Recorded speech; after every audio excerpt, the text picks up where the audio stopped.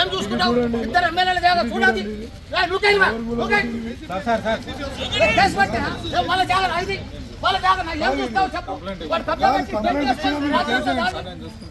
ఏం చూస్తావు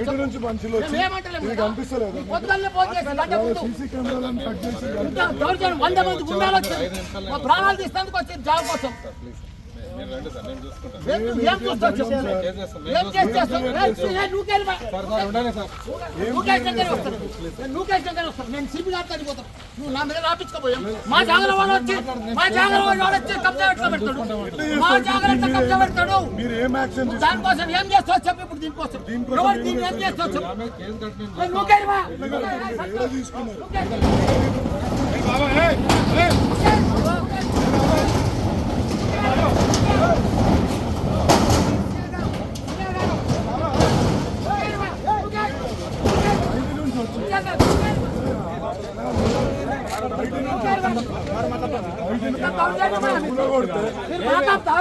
మా జాగల మమ్మల్ని ఆపుతారు. మా జాగల వాడు వచ్చి కబ్జా పెట్టాడు. మా జాగల కబ్జా పెడితే వాడు వీళ్ళు ఆపుతున్నారు. ఇప్పుడు ఎంత దౌర్జన్యమా ఇది? మా డాక్యుమెంట్ చూడు. మా డాక్యుమెంట్ మానేది కలుపుతున్నారు. వాడు వేస్తే ఊపుకుంటావు. వాడు ఏం యాక్షన్ తీసుకున్నారు?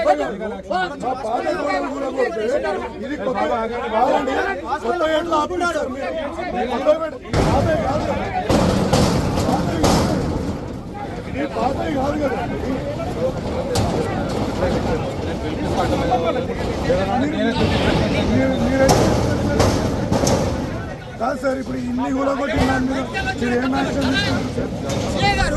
బయటికి వచ్చి రాత్రి కబ్జా పెడతారు మా జాగా. పద్ధతి కబ్జా పెడతారు. రేకులు వేస్తే కూర్చుంటావు.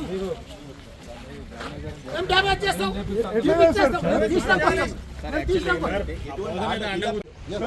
మా జాగా కొలిపి దీపాలు పెట్టు. ఎక్కువ ఉంటే వాళ్ళకి ఇచ్చాయి. వాళ్ళ డాక్యుమెంట్ సరిగా ఉంటే వారికి ఇచ్చాయి. కనిపిస్తలేదా సార్? నువ్వు మళ్ళా నీకు కనిపిస్తలేదా? 40 ఏళ్ళ కబ్జా వాడు తీసుకుంటుంటే కనిపిస్తలేదా?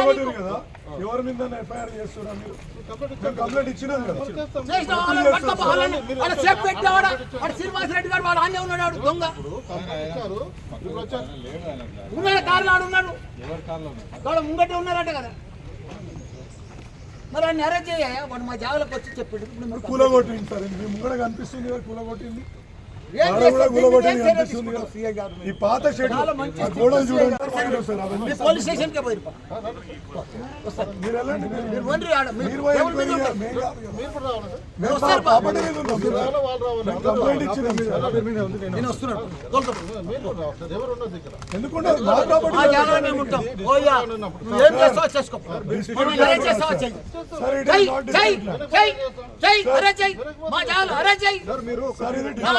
పంపించి వాళ్ళకి అప్ప చెప్తా అన్నమాట.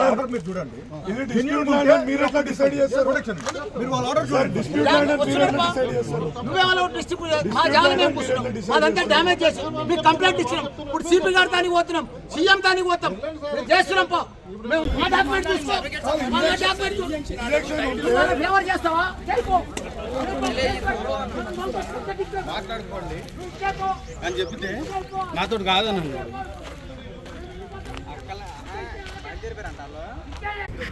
బండి వచ్చింది నైట్లో వచ్చి గుంతలు తీసుకొచ్చేసారు.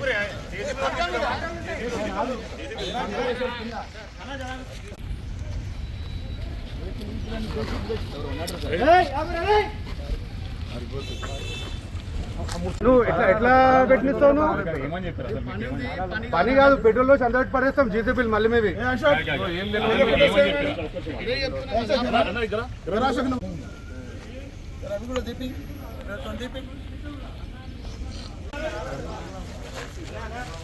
పెట్టిరా ఇదంతా. ఇవన్నీ వాటర్ హీటర్ ఉండే గడపరాలు ఆ కొడవలు తీసుకొని బయట 2 వెహికల్స్ కొడవలు తీసుకోవాలి. గడపరాలు తీసుకోవాలి.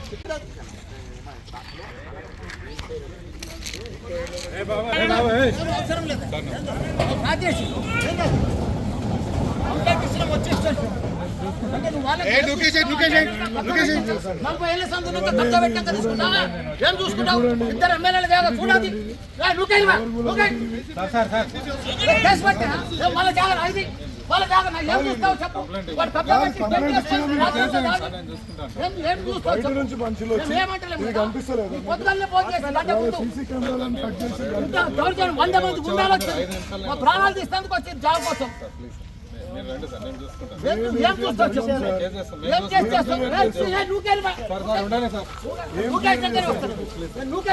నేను సిబి గారితో పోతాను నువ్వు నా మీద రాపించుకోపోయాం మా జాగ్రత్త వాడు వచ్చి కబ్జా ఎట్లా పెడతాడు మా జాగ్రత్త కబ్జా పెడతాడు దానికోసం ఏం చేస్తావు చెప్పు ఇప్పుడు దీనికోసం దీన్ని ఏం చేస్తావు చెప్పు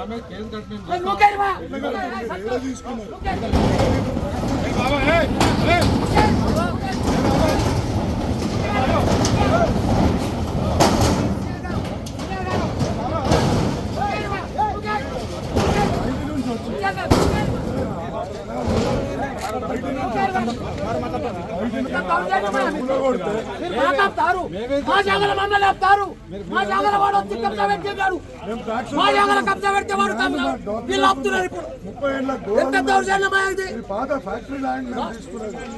మా డాక్యుమెంట్ చూడు మా డాక్యుమెంట్ మాదేమి కలుపుతున్నారు వాడు వేస్తే ఊపుతావు వాడు ఏం యాక్షన్ తీసుకున్నారు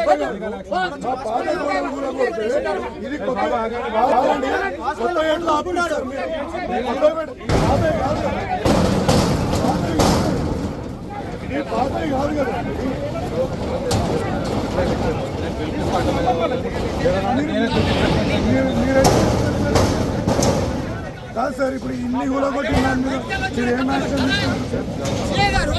బయటికి వచ్చి రాత్రి కబ్జా పెడతారు మా జాగా పద్ధతి కబ్జా పెడతారు రేపులు వేస్తే కూర్చుంటావు ఏం డ్యామేజ్ చేస్తావు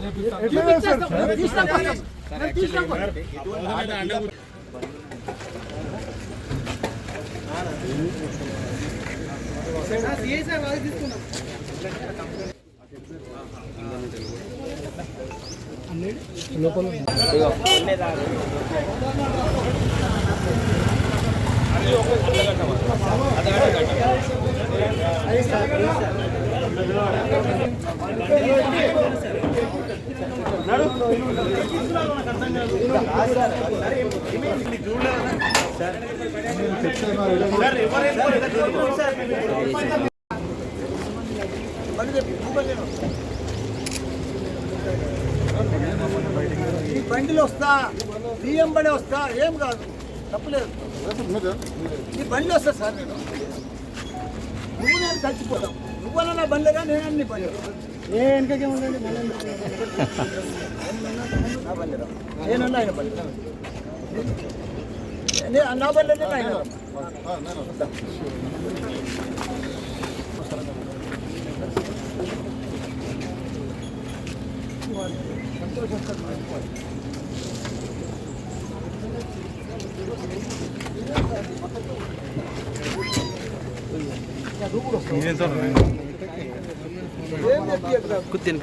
నా భూమి నాకు ఇప్పిస్తే చాయ్ తెప్పియకురు ఏం చేసి ల్యాండ్ లో మీరు నా పీస్ఫుల్ పొజిషన్ లో ఉన్న ల్యాండ్ లో వేరే వాళ్ళు వచ్చి డ్యామేజ్ చేస్తుంటే నాకు బాధతోటి మాకు బాధ ఉండదా సార్? ఇప్పుడు 12 సంవత్సరాల నా ల్యాండ్ సార్ భద్రారెడ్డిదే కాదు నా ల్యాండ్ కూడా సార్. మేము కూడా కష్టపడి కొన్న ల్యాండే ఎవరి ల్యాండ్ మేము తీసుకోలేదు. మేము చెప్పడానికి అక్కడికి వెళ్ళిండ్రు కదా మా వాళ్ళు, మా లాయర్ అక్కడ ఉన్నారు సార్. ఇప్పుడు నాకు కొన్ని లీగల్గా తెలియదు, మా లాయర్ని పంపించారు. ఇదేమన్నా వేరే ఏమైనా ఏం ల్యాండ్ అని మీరు ఇక్కడ మేము ఉండకూడదు, ఏ ల్యాండ్ అని చెప్పి మేము ఉండకూడదు. ఏం డిస్ప్యూట్ ఉందండి? వాళ్ళు మేము 12 సంవత్సరాల కింద కొన్నాం సార్. సార్ ప్లీజ్ లేదండి లేదు, దయచేసి అర్థం చేసుకోండి.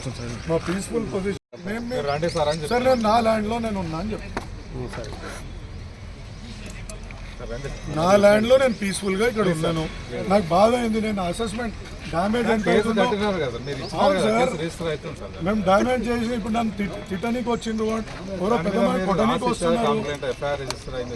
అవును, ఏం లా అండ్ ఆర్డర్ ఇష్యూ అవుతుంది మీరే చెప్పండి. ఇప్పుడు ఇంతసేపు అయినది ఏంటి సార్? ఏమైంది? మేము మా ల్యాండ్ మీద మేము మీకు చెప్పినాం. ఇప్పుడు ఇంత సార్ నేను నా ల్యాండ్లో నేను ఉంటాను సార్. మీరు కూడా అర్థం చేసుకోవాలా? మీరు ఇప్పుడు నాకు ఎంత బాధ అవుతుందో మీరు అర్థం చేసుకోండి. ఇప్పుడు గత 12 సంవత్సరాలుగా మేము ఈ ల్యాండ్లో ఉన్నాము. మా ప్రాపర్టీని కూలగొట్టి పోయిన వాళ్ళు ఎంత ఈ ల్యాండ్ మేము ఒక 12 సంవత్సరాల కింద కొనడం జరిగింది. దూల్చంద్ సిల్క్ మిల్స్ అని. వాళ్ళు అంతకుముందు 30 సంవత్సరాలుగా ఇక్కడ ఒక కంపెనీని బట్టల మిల్ని నడిపించిండ్రు. అప్పటి నుంచి వాళ్ళ నుంచి మాకు ట్రాన్స్ఫర్ అయినాక మేము ప్రాపర్టీ ట్యాక్స్, కరెంట్ బిల్స్ అన్నీ కూడా కొంటున్నాం. ఒక్క ఇంచు కూడా మాది ఇల్లీగల్ లేదు. వాళ్ళు ఎవరో వచ్చి నిన్న రాత్రి వచ్చి మా ప్రాపర్టీని ఇక్కడ డిస్ట్రాయ్ చేయడం జరిగింది. ట్రెస్ పాసింగ్ చేసిండ్రు. అది మా కంప్లైంట్ ఉంది. ఇక్కడ ఉన్న సీసీ కెమెరాలను కూడా వాళ్ళు డ్యామేజ్ చేయడం జరిగింది. అదేవిధంగా ఎప్పటి నుంచో మాకు ఈ ప్రాపర్టీ మీద మేము కొందరికి లీజ్ అవుట్ చేస్తే వాళ్ళు కూడా రెంట్లు కడుతున్న సందర్భం. 2 సంవత్సరాల కింద ఎవరో కొనుక్కొని దౌర్జన్యంగా ఇక్కడికి వచ్చి ఈ ల్యాండ్ మాది అనడానికి, వాళ్ళకు పొజిషనే లేకపోతే వాళ్ళకి రిజిస్టర్ ఎట్లా చేసిండ్రు అనేది కూడా ఒక చర్చ. ఇది ఒక మొత్తం 4 ఎకరాల 4-5 ఎకరాల ల్యాండ్. వాళ్ళని మేము కూడా ఒకటే కోరుతున్నాం, మీరు సర్వే పెట్టుకోండి. ఇప్పుడు మాకు ఇక్కడ మా సర్వే ప్రకారంగా ఇక్కడ 82 సర్వే నెంబర్లో 1 ఎకరా 27 గుంటలు ఉంది. ఆ విధంగా ఈ పక్కకున్న హెచ్ఎండిఏ లేఅవుట్లో ఉన్న ప్లాట్లు 2500 గజాలు మాది ఉంది. వాటి పోగా మీకు ఏమైనా వస్తే కూడా మేము రెడీ ఉన్నాం. దాన్నే కోర్టులకు కూడా మేము చెప్పడం జరిగింది. సబ్జుడైజ్గా ఉంది. కోర్టు ద్వారా మీరు ఏ ఆర్డర్ తెచ్చుకున్నా, మీరు ఒకవేళ సర్వే చేపిస్తే మిలిటరీ వాళ్ళ పైన ఇంకకున్న ఈ టోటల్ 82 సర్వే మీద మీరు సర్వే చేయించండి. మీకు ఎక్కడ ల్యాండ్ వస్తే ఖాళీగా ఉన్నది అని చెప్పేసి దౌర్జన్యం చేయడానికి వస్తే ఏ విధంగా సబబు?